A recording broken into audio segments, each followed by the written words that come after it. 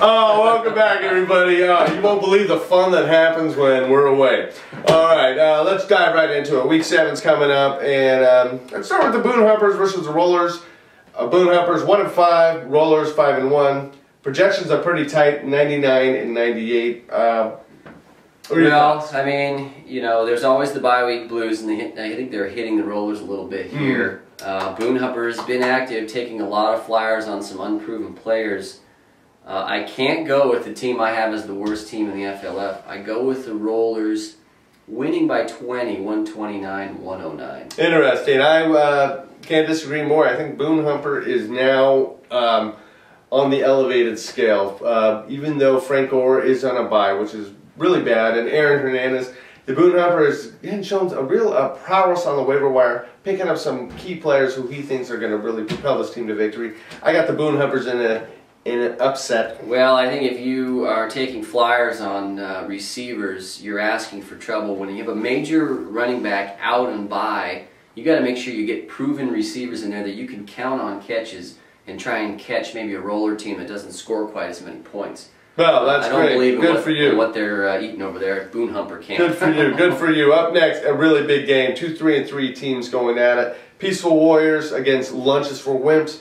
Peaceful Warriors projecting 119. Lunches for Wimps 93. It's still early. Moves to be made. Yeah, I think it's a pivotal game for both teams. We're seeing one team kind of rising up out of the ashes in Lunches for Wimps. Peaceful Warriors doing this right now, not really finding their identity. This is an identity game for the Peaceful Warriors, and this is a Are You For Real for the Lunches for Wimps. I love this game, and I think we call this our game of the week.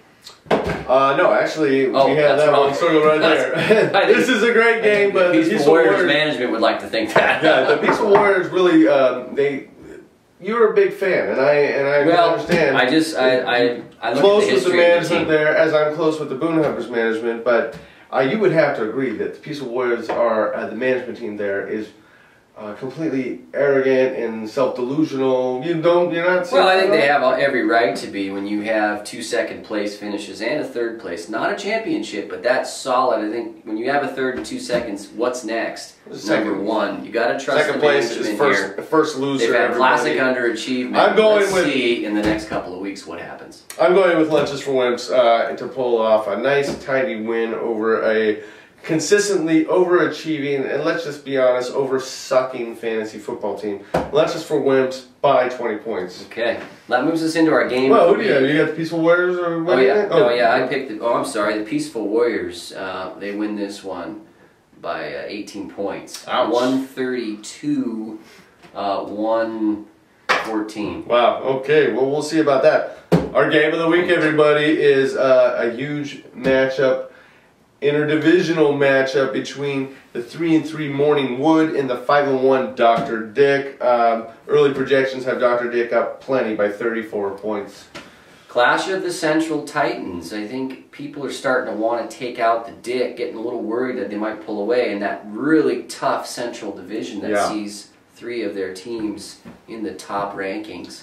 I like the Morning Wood here to steal this one. I think the Dick's getting a little bit of a big head.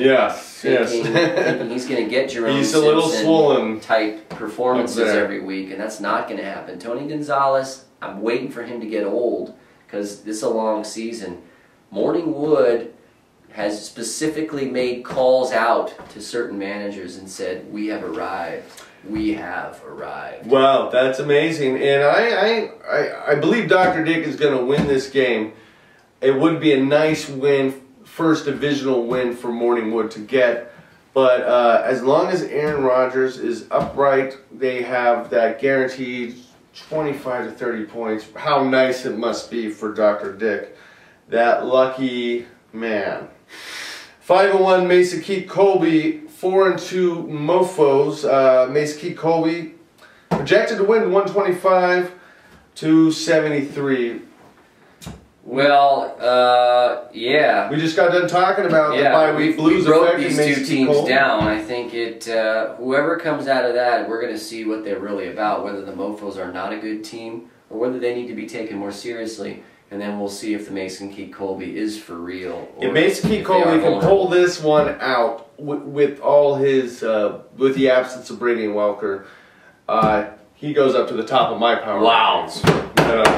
Number 5, Fire Spitting Jimmy's at 2-4 against the 0-6 Redonkulous.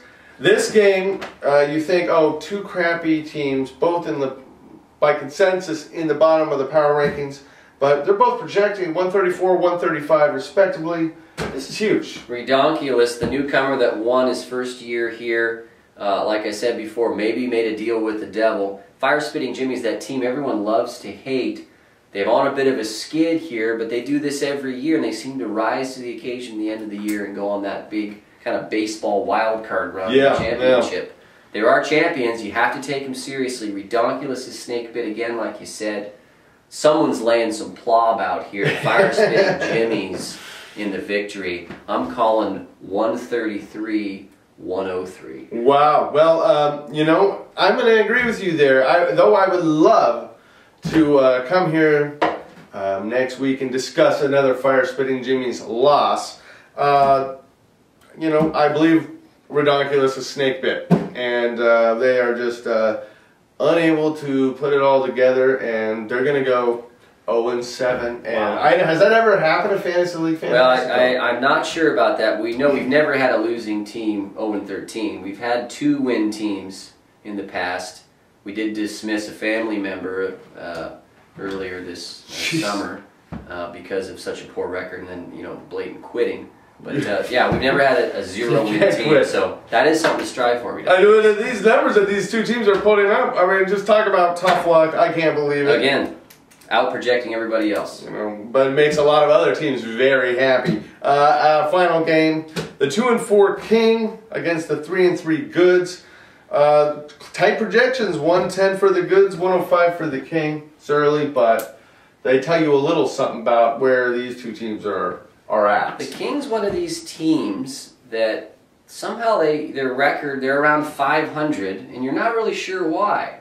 They just seem to win and then lose a couple and win and lose a couple, and then they'll win a couple. It's one of these teams where you never know what you're getting, except usually you're going to lose. This time I'm going to go with the King. I think they've lost their 2 in a row or 3 in a row. I don't have that in front of me, but it's not good. It's time for them to get that win. This is their usual tide and turn of events. The Goods, again, they're a hit-and-miss team. I think they're still rebuilding from loss. The King's going to pull this one out, 113-109. These two teams, they're always on the waiver wire, and they're not improving their teams really, maybe a little bit. And sometimes you just want to yell, "Stop! Don't do anything." I disagree there. I think the Goods. Hey, I think the Goods have done incredible waiver wire work. Yeah, I mean, the teams are improving. I'm going to choose the Goods to win this game. I like they just picked up Marshawn Lynch. They're doing things to help their team. Not Marshawn Lynch, but they're doing things to help. They got Marshawn Lynch. And that was the Dick, I think. They picked up Eric Decker. I'm noticing that the Goods have 2 of the Boone Humpers, really solid receivers.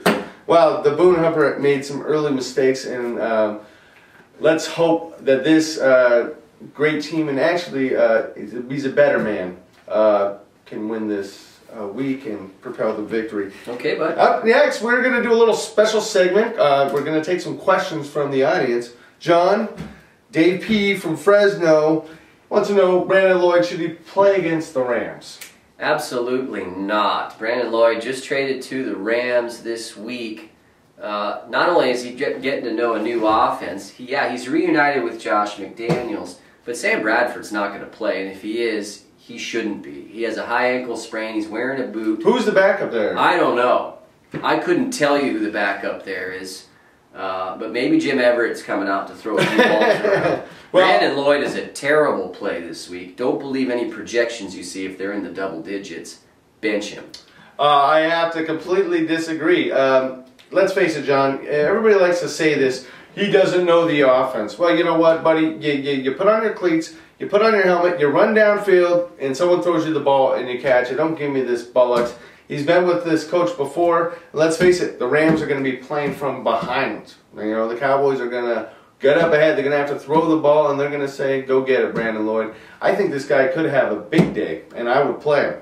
Jeff D, and also, let's be honest, new players and new teams, sometimes they have that one game where just like they bust out. Will this be Brandon